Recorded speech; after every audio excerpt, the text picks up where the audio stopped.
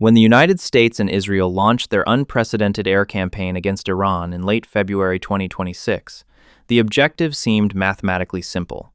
Decapitate the leadership, neutralize the nuclear sites, shatter the Islamic Revolutionary Guard Corps, and force a total, unconditional surrender. Billions of dollars were poured into smart bombs, drone swarms, and aerial logistics to make this a swift, surgical triumph. But reality does not care about military blueprints. Despite the staggering firepower, the initial assault failed to achieve its ultimate geopolitical objective.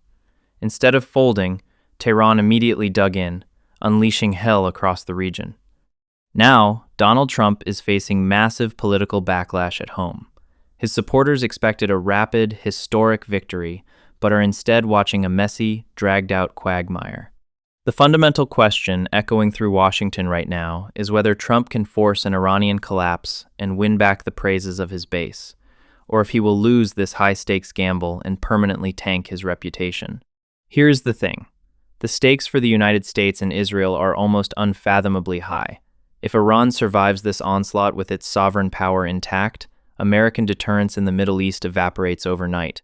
It signals to the world that a regional power can absorb the full kinetic fury of the Pentagon and walk away breathing, and Iran is absolutely not backing down.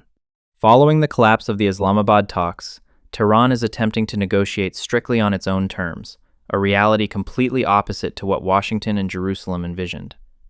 They have actively blockaded the Persian Gulf, demanding massive tolls and seizing merchant vessels. So, Washington pivoted to economic strangulation by force. Enter the total United States naval blockade of Iran. Implemented on the 13th of April, 2026. This is not just another round of paper sanctions signed in an Oval Office. This is raw, physical sea denial. Under the command of United States Central Command, over 10,000 personnel and dozens of warships are actively patrolling the Arabian Sea, the Gulf of Oman, and the Indian Ocean.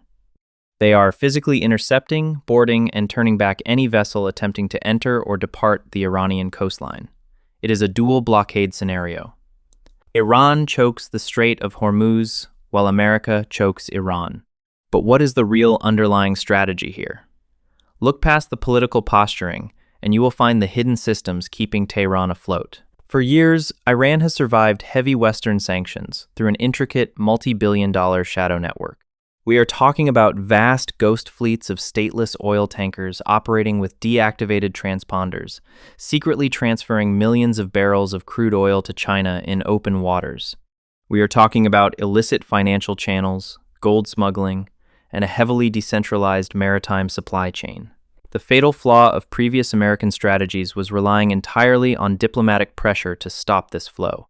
The real reason Trump deployed actual destroyers to the Indian Ocean is to violently sever these hidden geographical monopolies. The goal is to choke off the estimated 20 million barrels of global oil transit, specifically hunting down vessels like the stateless tanker Majestic X, which American forces recently boarded in the Indian Ocean. Washington is systematically trying to bankrupt the Iranian state by completely cutting off its primary revenue streams and preventing it from receiving critical weapons shipments from Chinese sea routes. By physically denying access to ports like Chabahar and Bandar Abbas, the United States aims to crash the Iranian currency, halt their military resupply, and trigger internal domestic collapse. The math is brutal. You intercept 13, then 23, then 34 ships. You completely block their supertankers from exporting oil and prevent them from importing refined goods, aluminum, and fertilizers. It is an economic siege designed to create unendurable financial pain, forcing Tehran to either surrender its enriched uranium and regional proxy networks or face total national bankruptcy. This blockade could mathematically be considered a tactical masterstroke. If the United States completely neutralizes their maritime revenue, the Islamic Republic loses its ability to fund the Revolutionary Guards and its network of regional militias. But that stroke of genius comes with a devastating aftermath if it drags on for too long. Iran knows exactly what this strangulation means, which is why they are so desperate to break it. You can see this desperation vividly in the recent war of words and the fragile ceasefire talks attempting to halt the violence. The rhetoric right now is absolutely toxic, reflecting the terrifying reality of the crisis.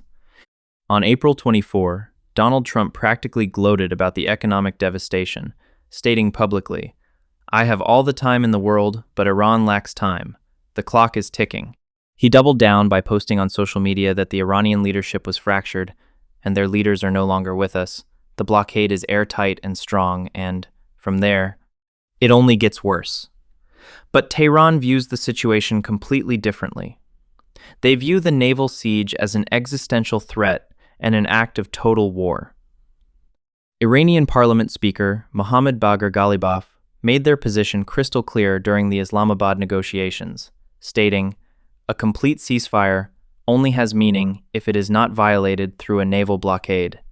Reopening the Strait of Hormuz is not possible amid a blatant violation of the ceasefire. Both sides are entrenched." Trump believes he is starving a fractured enemy into submission, while Iran believes they can weaponize global economic chaos to force America to blink first. Look, the external shocks of this standoff are already shaking the foundations of the global economy.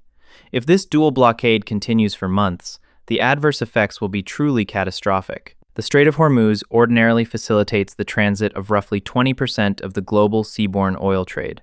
By artificially suppressing this massive supply channel, both nations are essentially holding the global energy market hostage. Oil prices are skyrocketing past $100 a barrel, and essential commodities like fertilizers and aluminum are facing severe supply chain disruptions. This creates a humongous political and economic pressure cooker. While Donald Trump projects supreme confidence on the world stage, an extended energy crisis will inevitably trigger rampant inflation and furious voter pushback at home. If European and Asian markets suffer massive recessions due to choked energy supplies, international allies will turn on Washington, demanding an immediate end to the standoff. The blockade is a double-edged sword, bleeding both nations dry. Let me be clear. This war is not going to end anytime soon. The situation on the ground remains deeply deadlocked, and neither side is showing any genuine willingness to back down. The sobering reality is that we are locked in a permanent, slow bleed. And here is the most terrifying indicator of what comes next. The United States just moved a third aircraft carrier, the USS George H.W. Bush, into the Middle East, joining the USS Gerald R. Ford and the USS Abraham Lincoln. This is the largest concentration of naval firepower seen since 2003.